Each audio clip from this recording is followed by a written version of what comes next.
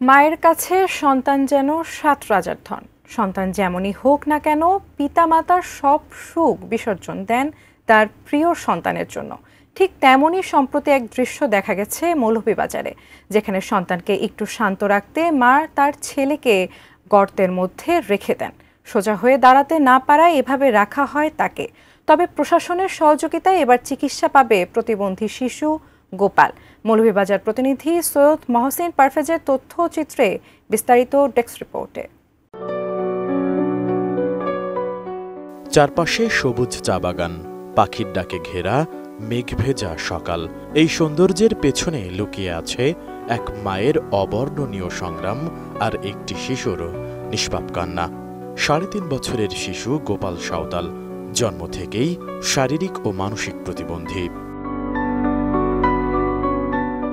কখনো হাঁটেনি, কথা বলেনি, এমনকি সোজা হয়ে বসতেও পারে না।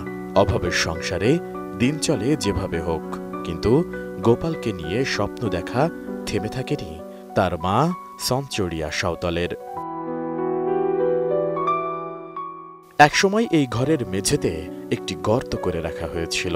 প্রায় ২.৫ ফুট গভীর সেই গর্তে বসিয়ে রাখা হতো গোপালকে, যাতে সে একটু দাঁড়াতে পারে, একটু শান্ত থাকে। একবারে প্রতিবন্ধীর মতন হাঁটতে পারে না, চলতে পারে না। সরকারকে বলছি আমাকে একটু সাহায্য কর। সাহায্য না করলে আমার উপায় নাই। আমি আমার জামাইও একটা কামে কি একটা কাম কোন বুঝি, পেটে দেখবে এখনো, বাচ্চা দেখবে এখনো, বউ দেখবে, ঘর সংসারটা দেখবে।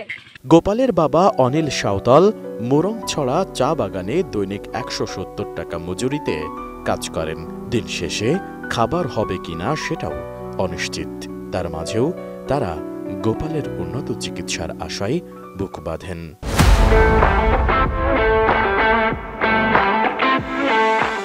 জন্ম থাকে যেমন তার কিছু চেতে বেতে নাই, খুব কষ্ট বাচ্চাটারে লেগলাম কুলোরা এই সিলেটে ডাক্তার দেখাইলাম।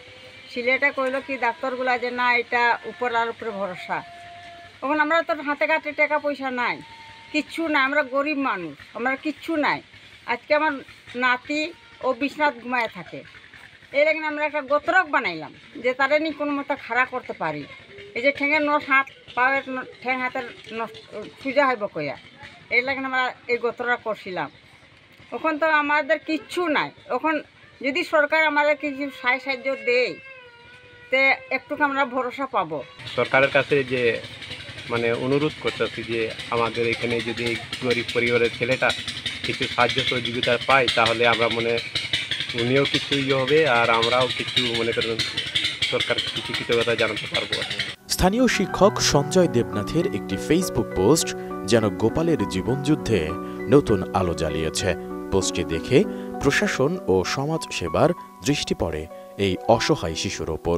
বাচ্চাটা যেটা আমরা দেখলাম যে তার আর্থিক সহায়তার পাশাপাশি তার আসলে দীর্ঘমেয়াদী একটা চিকিৎসা দরকার, যেহেতু তার ব্রেনে একটা আঘাত আছে, যেটা আমাদেরকে প্রাথমিকভাবে উপজেলা স্বাস্থ্য পরিবার পরিকল্পনা কর্মকর্তা দেখে জানিয়েছেন। তো আমাদের জেলা প্রশাসক মহোদয়ের নির্দেশনা হচ্ছে যে বাচ্চাটাকে মৌলভীবাজারের প্রতিবন্ধী সেবা ও সাহায্য কেন্দ্রে নিয়ে যাওয়া, সেখানে ডাক্তাররা তাকে প্রাথমিকভাবে দেখে তাদের এখানে যদি ট্রিটমেন্ট সম্ভব হয় ওখানে ট্রিটমেন্ট করবে, অথবা যদি আরও কোথাও পাঠানোর প্রয়োজন হয় সিলেটে এমএজি উসমানী কেন্দ্রে, সেখানে পাঠানোর ব্যবস্থা করা হবে এবং তার দীর্ঘমেয়াদী চিকিৎসার ব্যবস্থা করা হবে। একজন সহৃদয় ব্যক্তি দিয়েছেন একটি হুইল চেয়ার। প্রশাসনের পক্ষ থেকে দেওয়া হয়েছে সুবর্ণ নাগরিক কার্ড, যার মাধ্যমে সে নিয়মিত ভাতা পাবে এবং মৌলভীবাজারে উন্নত চিকিৎসার ব্যবস্থাও করা হয়েছে।